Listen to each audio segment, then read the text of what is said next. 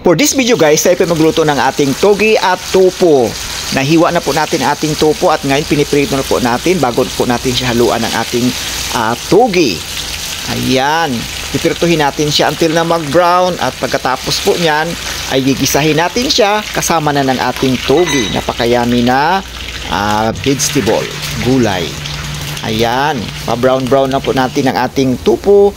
Pagkatapos na mag-brown ng ating tupo, ay tanggalin po natin siya at gisahin natin ulit siya kasama naman ng ating togi. Ayan, halo-haloin lang natin na mag-brown lahat. At yan, nakaready na rin ang ating pot. Unahin po natin ang ating garlic. Gisahin natin ang ating garlic. At mag-brown na po ang ating garlic. Lagay na po natin ang ating onions, ang ating sibuyas. Ayan.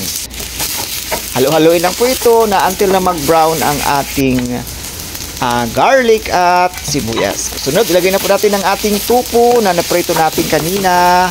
Ayan, brown na brown ang ating tupo. Napaka-yummy. Halo-haloin na din po ito. Ang sunod ay ilagay na natin ang ating togi.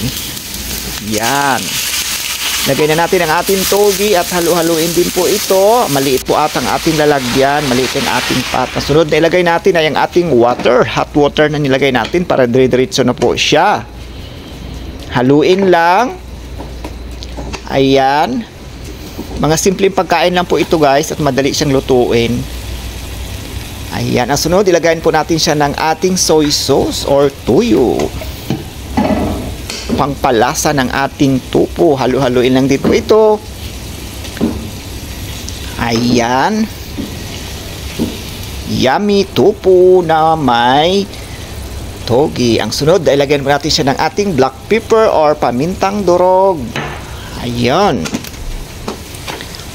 Ang sunod po ay ilagay natin dyan ay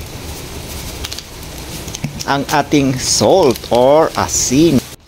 Ang sunod po natin ilagay ang ating Ginsamix flavor seasoning. Ayan. Napakayami ng ating tupo na may halong togi. Almost done na po siya guys. Maraming salamat po sa inyo sa pagpapanood ng aking mga video at lalo na po doon sa mga hindi ko nag-skip ng aking mga isda dyan. Maraming salamat po. God bless you.